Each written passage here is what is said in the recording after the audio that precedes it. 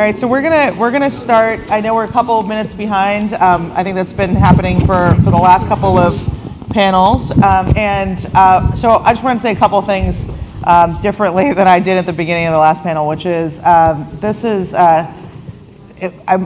really excited that we have the opportunity to talk about what's happening with a third of the students in this country in terms of Latinx students. I see one of the things that we really want to make sure happens over time, and it's certainly a goal, is to have the conversation we're having here be in so many of the rooms around this summit.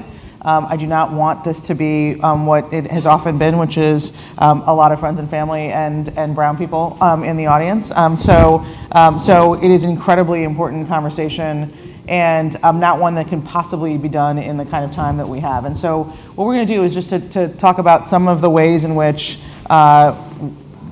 we have engaged effectively with Latinx students, and some of the kind of interventions that would be helpful in not only scaling those effective programs, but also really being able to think about what are some of the gaps and one of the focus areas that we want to have people address from multiple different perspectives at this convening. So I don't need to tell anyone here, the Latinx population of students in this country is the fastest growing population of students, and we expect that it's already at 25%, if not a third of students around the country, and in every state, in every city, in practically every locale. And so and so this is not something that is easily segmented, and we should not be doing that. And also just to think about from a teacher perspective. About 8% of teachers in public schools are Latinx teachers, and so many we know that about 20,000 teachers, and I'm going to bring in something that we might talk about in a number of different ways, which is how this all interacts with what's happening in terms of a number of other kinds of policies outside of education, like immigration. But 20,000 teachers are either eligible for DACA or DACA. Currently in DACA, and so when you think about who and how we actually make sure we're effectively serving Latinx students, these are the kinds of things that we have to think about in ways that we might not otherwise usually think about. So with that, I'm going to turn it over to Patricia, who's going to start us out, and we'll go from there. Okay, great, thank you. If you know anything about Latino students, I'm sorry, I'm still tripping over Latinx. Do it, yes. Okay. You probably know that there's huge gaps between their performance, their academic performance, and all other students. And in just about every way that we can think of, they're not meeting the standard. So let me just begin by saying one thing about these students. That other researchers, as well as myself, have concluded that Latino students, particularly those of Mexican origin, which are 2/3 of all of the Latino students, are the most successful students in our schools. These are our most successful learners. And the reason I can say that is because they make the biggest leap from one generation, the parent generation, to their generation of any group in our society. The average parental education for Latino students is somewhere in middle school. These kids are overwhelmingly graduating high school and going on beyond that. This is enormous. We've asked a tremendous amount of them, and they have delivered. In 2000, 62% of Latino students were graduating high school. Today, it's about 83%. That kind of growth in high school graduation has never been seen before. These kids are stepping up to the plate. So I think we need to just start with the notion that there's nothing wrong with the kids, but there is something wrong with the way we're going about educating them and the way we think about the communities that they come from. So, while I have that good news for you, I also have some very bad news for you, and that is that while we've made these huge gains in high school graduation, we are lagging so far behind in college completion that it runs the risk of really undermining the economies of the largest states in this country. 60% of Asian American students get at least a bachelor's degree. About 42% of white students get at least a bachelor's degree. For Latinos, nationally it's 18%. In California and in Texas, it's less than 15%. We can't fill the jobs that are out there, and we can't move this group into the middle class unless we do something radical, like we have done with high school graduation, to get these students successfully through college. So why do we have this big problem? We have this big problem because of poverty, because these kids are overwhelmingly living in poverty, because of segregation, because they are clustered in the lowest performing schools in this country, and they are clustered together with other kids who don't have much information about opportunity in this society, and they're not getting it. And it is important to mention at this point in time that half of these kids come from homes in which there is an immigrant parent. And immigrants right now are being terrorized in this country, and it is completely upsetting the schools that these kids attend and the communities in which they live. It is very hard for a child to concentrate on learning when that kid doesn't know if his parents are going to be there when he gets home in the afternoon. So there are many good programs. They're all underfunded. We know that things like wraparound services are critical in these communities, but they're rarely found. And so I'll turn it over now to my panelists, other panelists, to talk about some of the things they've been doing that will actually address this. Thank you.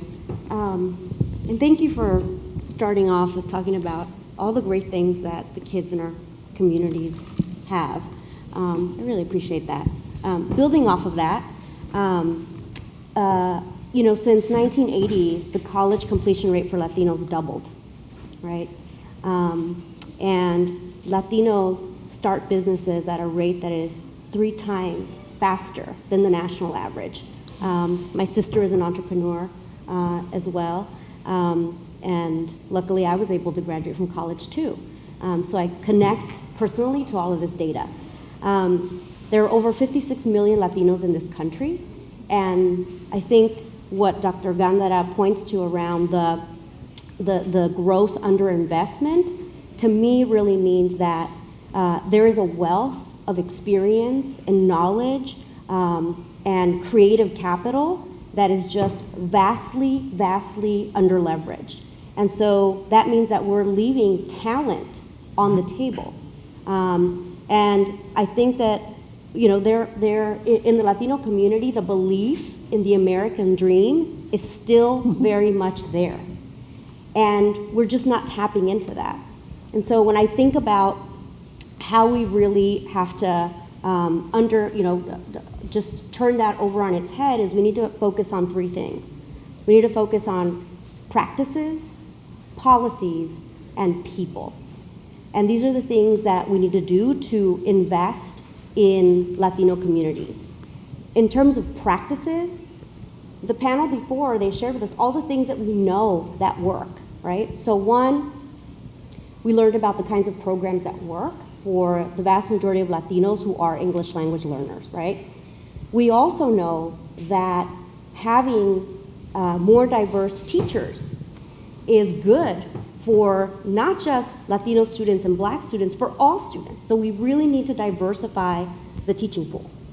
We also need to ensure that we are bringing leaders to lead schools that are going to create environments that are much more culturally inclusive and are much more likely to create environments that make our students safe, particularly now, where there is this element of terror happening in our schools. In terms of policies, our policies need to be much more intersectional in their approach.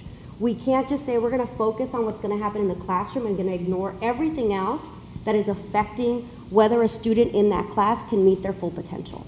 So that means that we know we need to invest in things like SNAP, right? We know that there is a correlation between families who are on SNAP. They have higher graduation rates than families who are not on SNAP. We know that we have to invest in things like Pell Grants, because for kids who are living in poverty, they make a real difference as to whether or not they will complete college. And we also need to ensure that our states are investing in higher education, because our kids need supports to get through higher ed once they actually get there.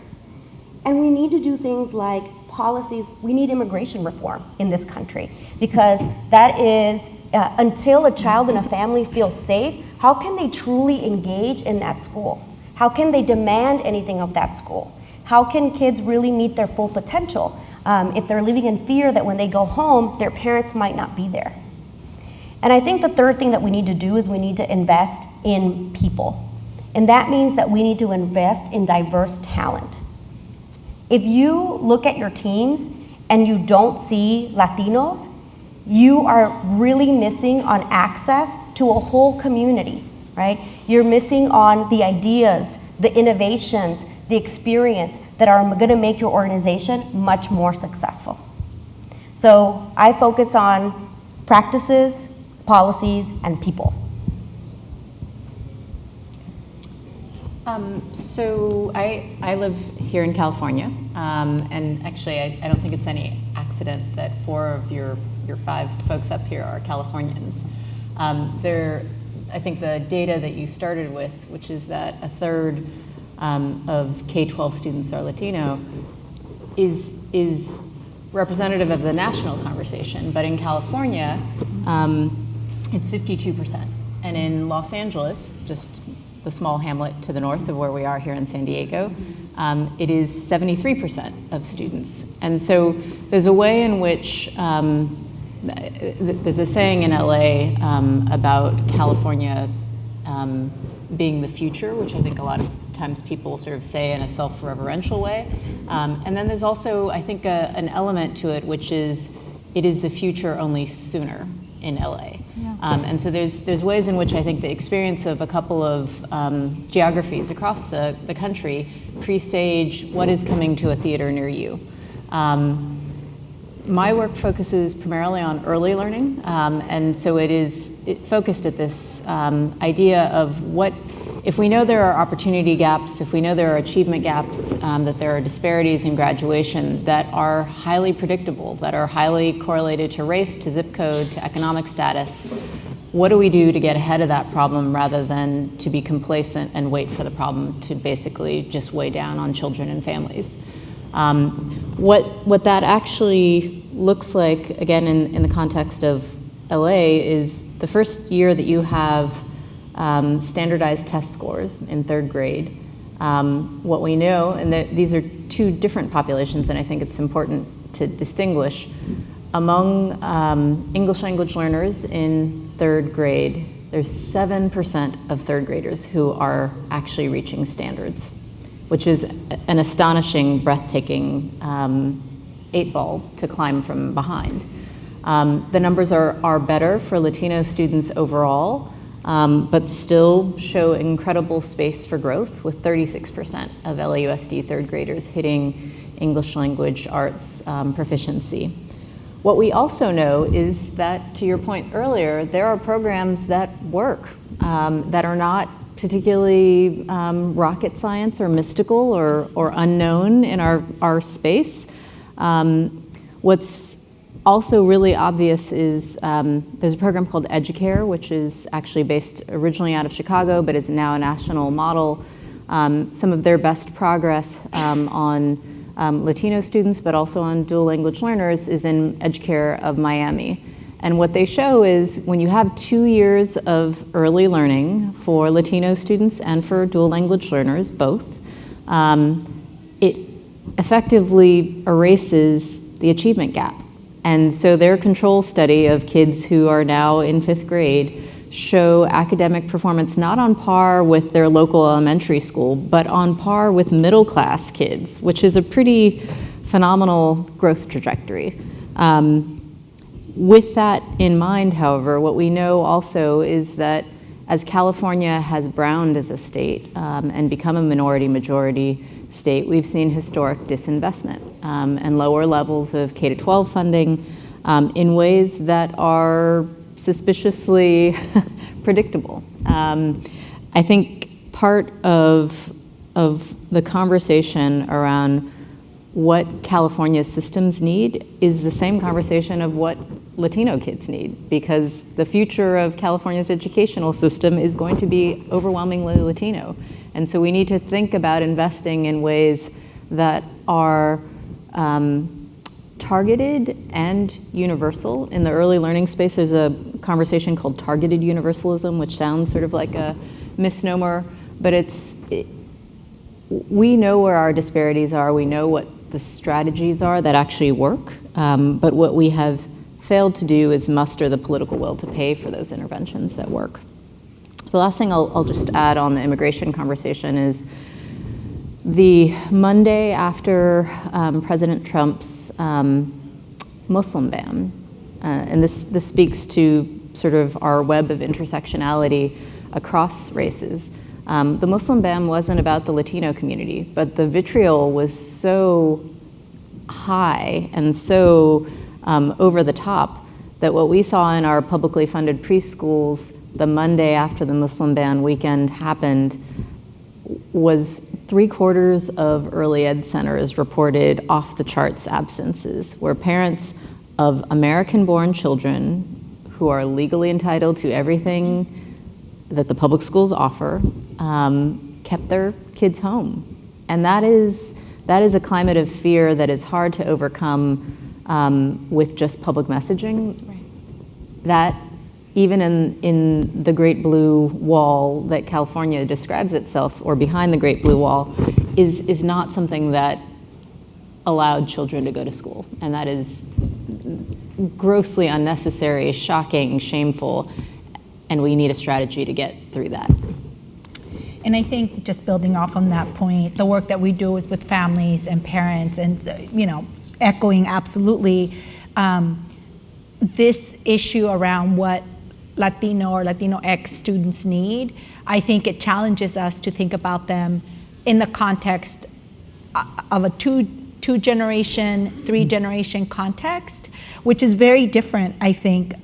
I think many people may relate to, every generation gets better, and, pull yourself up by your bootstraps. That's sort of the common wisdom that was handed down between one generation to the next. And I think among Latino students and this particular issue, the mentality is you leave no man behind. You leave no one behind. And so I think that that's a fundamentally different way of approaching the work that we do in education and beyond.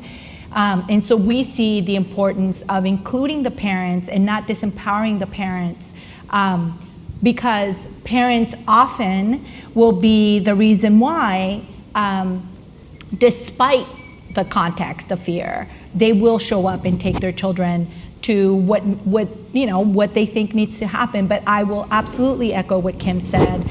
The work that we've been doing in LA and across the state in the last 2 years, we have data to show that, and we work with about 17,000 parents a year here in California, that we have to invest almost 50% more resources to get half the parents to show up. This isn't, this comes as no surprise to anybody, but at the same time, it's precisely because we have the information that we can't kind of hold ourselves back to ignorance, right? We know this is happening, and we know what it means to overcome it, right? Whoever's providing social services, whoever's working with families in this context, need additional resources. We need to come to the families in a very different way. And I think we need to acknowledge that this isn't healthy, right? And I think the first, when parents do show up, and I often have said this, to our parent engagement, because they know this is so important to their kids, and so they're willing to walk down the street even if they're afraid of what might happen. But they tell us, is it okay if I don't sign in, right? Which of course we say, absolutely. So we take pictures, right? Why? Because our funders still require us to meet 50 parents, right? You have to show us. And if we're not showing you that you have 50 parents at a family engagement graduation, then you're not doing your work. We have 70 parents showing up, 25 of whom are willing to sign the work. And so I think the challenge for us is, so then do you stop the work? Our answer is, of course not. We just need to have a conversation about this matters for Latino families, this matters for Latino students. We don't have the privilege of ignoring the fact that these families have legitimate fear, but more importantly, we don't have the privilege of saying we are going to write off 57% of the population in the state. We don't, and I think that's our challenge here, is to think holistically about Latino students as part of a family, and really think about the family as an asset, and how we work with parents in a three generation approach and construct, because that is really the way that we bring a whole family, we bring a whole community to the next level. And Yavima, I would just add one thing here about the early childhood is so cool. It's like, where are you going to put your resources, right? Because at every point it's critical. But we just completed a national survey of the impact of immigration enforcement on the nation's schools.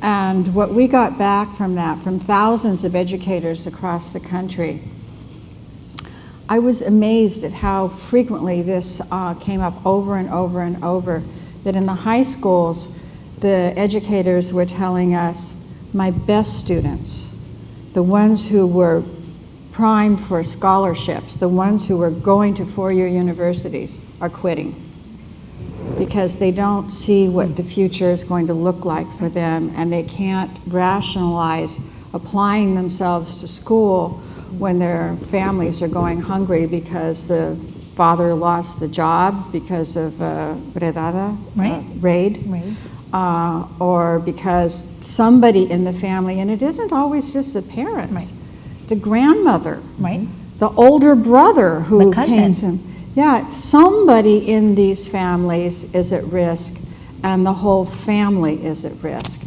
and the kid takes it on himself or herself and says, I've got to help out. I can't go to college. And this breaks my heart when I look at the statistics that we have about Latinos go to college at the same rate as white kids do. They just don't finish it. They just get themselves into debt, working to go to school, and then getting debt, and then they have to drop out. And a lot of our conversations are often focused on the admissions process or along those lines, and it's taking up a lot of the air in the room about what we need to actually support students to be able to stay in school and in the higher education context. I was thinking, there's so many things that the conversation has already sparked. I think one of the remembrances I'm having is thinking about a place like Tucson, which Patricia knows I spent a lot of time in on a long time desegregation case at a time where Arizona was really coming down hard on its immigrant populations a number of years ago, and there were programs in Tucson that were extraordinary at engaging the Latino population in Tucson that were targeted, right? And not only did we see, and those programs were then dismantled, right? And so not only did we see, the message that we got was very similar to what you were getting through your study, which is that not only do they find the teachers, the program that they had felt most comfortable in was now gone, right? The comfortability piece, the feeling that they were in a place that valued them, that was safe, that they could actually be excited about, that was gone, right? And that, more importantly, it was intentionally gone, that someone had actually come after it. The ways in which that actually reverberated in terms of not only the students who were engaged in those classes, but across the board for even younger students.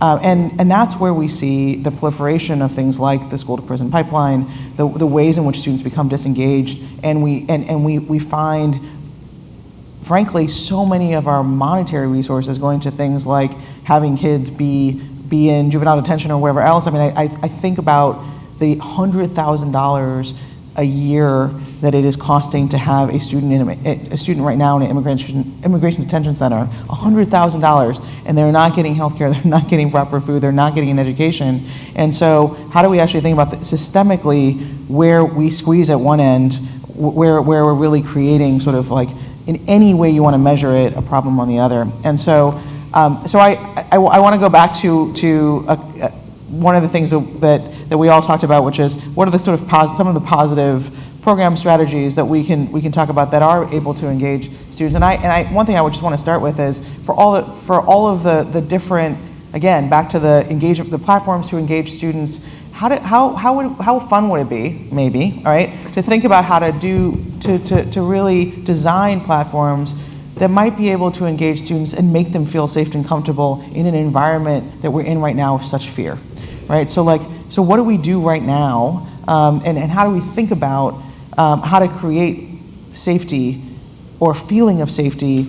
And that can be anything from, you don't actually have to come and sign in, right? We have other ways in which we're trying to create a space for you, and it may be a space that is anonymous in other different ways. How do we actually have parents feel like they can engage in different ways that are accessible to them? And I get that certainly, computers and websites and internet are not accessible to so many parents in ways that we don't actually often realize.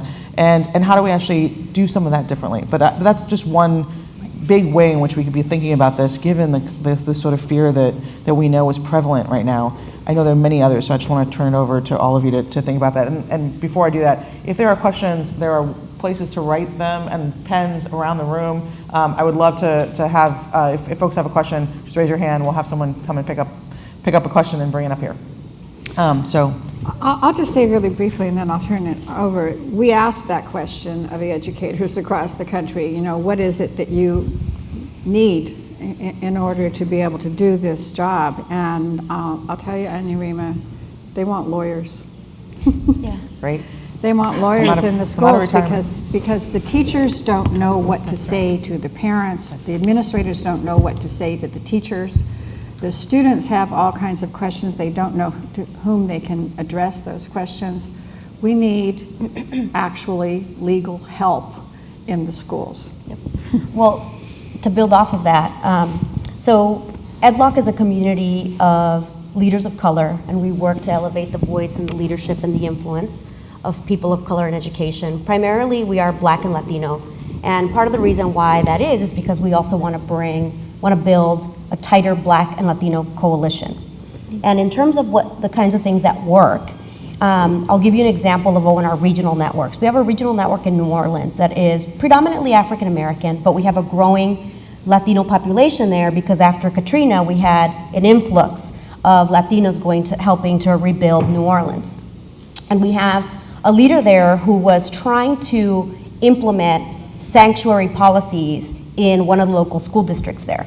And this is one of the things that really sent signals to communities around what a school system was willing to do. And when school systems stood up and said, we are implementing sanctuary policies, and these are what the policies are going to do to help support teachers and principals if ICE were to show up to your school.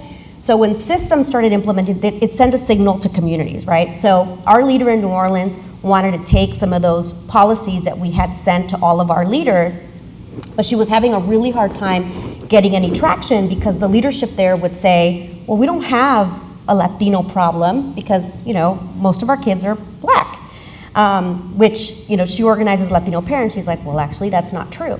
So she wasn't getting any traction. She brought together our regional network, which is made up again of Latino and Black leaders. And one of the Black leaders, who is the general counsel, lawyers, of one of the charter management organizations, said, what about if we recraft this policy so that it's much more inclusive? And not only does it speak about not allowing ICE to come into schools without warrants, without permission of parents, without talking to the superintendent, but we say any law enforcement needs to ask for permission of parents and needs to ensure that they have a warrant, because the same type of systems or lack of policies that allow ICE to come into schools and question students allow other law enforcement to come in and question Black students. And all of those things are contributing to the school to prison pipeline. And so together, they crafted a more inclusive policy, took that to the local school board, which passed. And so I think that this is an example of the kinds of policies and the kinds of approaches that we need to take so that we can actually create environments that are much safer for our students beyond just Latino students. And for the parents. That's wonderful. Yes. That's really wonderful. Yes. It's the strategy of training both parents and community members around Know Your Rights campaigns is definitely one that has borne fruit in so many other spaces. And I think my organization, First 5 LA, is both an advocacy organization as well as a public grant maker. And so we've done a host of trainings throughout the county for both county offices of ed, for school districts, and for community-based organizations as a train the trainer module. Some of them are candidly trainings that are like, as a parent, that you're not ever going to want to think about creating a separation plan if a parent is absconded by ICE. But a child needs to know where to go. And the levels of trauma that children are experiencing as a result of worrying about whether their parents will actually be there when they come back from school are real. And it's a small thing to actually have a family reunification plan, but it's something that trusted CBOs within a community are best situated to be able to sort of impart that information about how to reunify. And our national policies are very much bearing out this idea that it is difficult to reunify when parents are taken into detention facilities. It's also very empowering for school districts to know their rights, for preschools to know that they don't actually have to turn over their enrollment records and address records. And being able, actually the LA County Office of Education did a training for all of the school districts to basically train them and also do a little bit of role play to say, if ICE comes to your preschool door, here's your script. Here's how you say no, which is not necessarily something that people normally think about as part of their professional development as school district administrators, but it's been something I think that has given a lot of calm to families who otherwise have felt uncertain. Another thing that I'll just, as you were sort of asking about bright spots, I think in California, we've also in the last couple of years undergone a new funding formula for K-12 schools with the idea that there's a 20% bump in school funding for 3 target populations: low-income children, foster youth, and English language learners. When it was initially passed, and I think in different parts of the country it's either called a weighted student formula or it goes by a lot of different names and has been tried, I think, in New Jersey, as well as a couple of southern states. But initially the conversation was, will this really work? Are we just throwing money at a problem? Will we actually see gains? And now that we've had a couple of years to actually see what I think should have been pretty obvious. Yes, money does make a difference, in fact.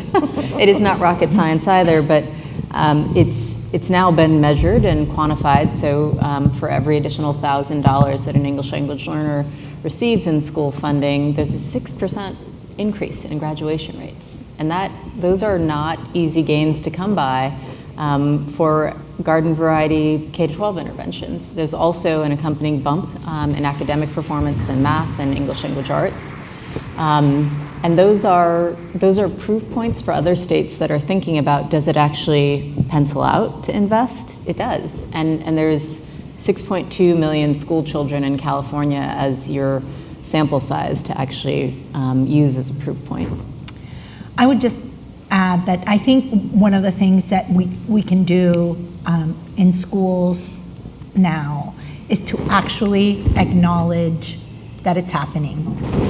I think, it's very interesting to me when there is a really kind of communal traumatic event, right? Everybody thinks of the school shooting, and immediately there's media coverage, there's understandably so, I'm not minimizing that, but there's an actual acknowledging that the system, that something is shocking that community, right? And there's counselors, and now we can argue whether that's sufficient or enough or crisis response or what have you, but I think what everyone can do, what we all can do, is actually hold that up and say, this is traumatic. This is traumatic. And I think we have a responsibility, certainly as community-based organizations, and I think as leaders in many regards, to actually hold that up and validate for students that this is traumatic, and validate for parents that their fear is in fact justified. I had a conversation with someone who shall remain nameless, who said, well, I just don't understand why parents would not be coming. It's probably because they just don't care about their kids' education and so on and so forth. This is a true story, and it happened about a week and a half ago. And I said, have you seen the news? Oh yeah, but that happened, this was in a large county, and it happened in a different part of a county. I'm like, you should really check out the Spanish news, because they've been playing this in loop for the last 3 days. And so yes, it may have happened 10 miles down the road, but for these families, it is here, it is present. And I think the fact that we as a community don't respond as a community to really what is a communal or community trauma, I think that is something that I think each of us can do and actually say, it is happening, it is scary, and what you feel is legitimate. It's not in your head, you're not overblowing it, and it's not okay. Now, taking the next step of saying what can be done, I agree with Kim, and know your rights, and all these are ways to respond to that. But I think some of us may or may not feel that's our role, and that's okay. But I do think everyone here has a role to play to validate and acknowledge that this is happening and this is real, and people feeling these feelings of fear and concern and retreat are legitimate. Gloria, we also found that not only the children whose families were targeted, Absolutely. but the other children in the same school and in the same classrooms who were not targeted, That's right. were feeling the same trauma. That's right. They come to school and their best friend is no longer there from one day to the next. What's happened to him? Nobody knows. Right. And it sends the whole classroom into turmoil. And the teacher is trying to grapple with what to do in this classroom where the children are so upset. So I just want to echo what you're saying. We need to acknowledge that this is traumatizing. And of course, here in California, with such a high percentage, we have the largest number and the highest percentage of immigrants in this state. It's pervasive. It is. I have a question this is from Erin McLeod, who is with Intervene, and the platform that they have actually focuses on math and English interventions, and they spend about 45 to 50 minutes with students engaging with a live tutor in groups, and certainly serve Latino students, and so they try to adapt the lessons to demographics, to culturally relevant content, and they just wanted. He was asking if you had any suggestions of how that content, what they can include in it to engage and motivate Latino students. It's a big question. Content around math and... This is content from a live tutor who's doing, I think, on math and English interventions. And so if there's particular ways in which you think there's been effective curriculum and content to really motivate Latino students and engage them, I think that's the general question. If I can, I think especially in math, although not exclusively in math, I think exposure to two things. One, in math specifically, is to see themselves in those roles as thinkers and as mathematicians and as innovators. I think that's what we do with families. We actually show them pictures of other people of color who have done and changed the world in incredible ways. So I would say having students see themselves in that capacity visually and sort of weaving in an idea or a concept from that, in math in particular. And I think in English language arts, I think highlighting oral histories is critically important. They may come from families where their parent may or may not be literate. They may come from a family or a context in which their families may speak any number of dialects, or, you know, so for me, this is really sort of acknowledging, basically, as we've been saying, and being respectful that their experience and their family experience is legitimate, and that in these sessions, seeing themselves reflected or their family acknowledged in some way, their culture acknowledged, is just as valuable, and that enables them then, I think, to find a way of connecting back to their older brother or to their cousin or to their parent would be important. Yeah. I would add one other thing, and that's there's a lot written about the funds of knowledge and connecting with the parents. So maybe the parent has a middle school education, but that parent is a carpenter, is a plumber, is having to use math all the time in his or her work, and bringing those parents into the school to be models for the children. That connects them to both the academic piece and the home piece. That's right. I would add that if you weren't in the previous session, you should definitely talk to EL Success Forum, because that's exactly what they do. The other thing that I would say is that you really need to talk to the parents, right? And find out what are how is it that they engage with kids around math. And I think that one of the things that is very cultural is that as we're growing up, our parents, because we're translators, because we sort of do all these things, our parents ask us to do all kinds of higher order thinking all the time that you might not be aware of, right? And, you know, when I had to translate for my mother by the time I was in kindergarten. I had just started school, right? And I had to run errands for her, right? Because the person at the store only spoke English. So how do you tap into those stories that a lot of people in a lot of Latinos can relate to?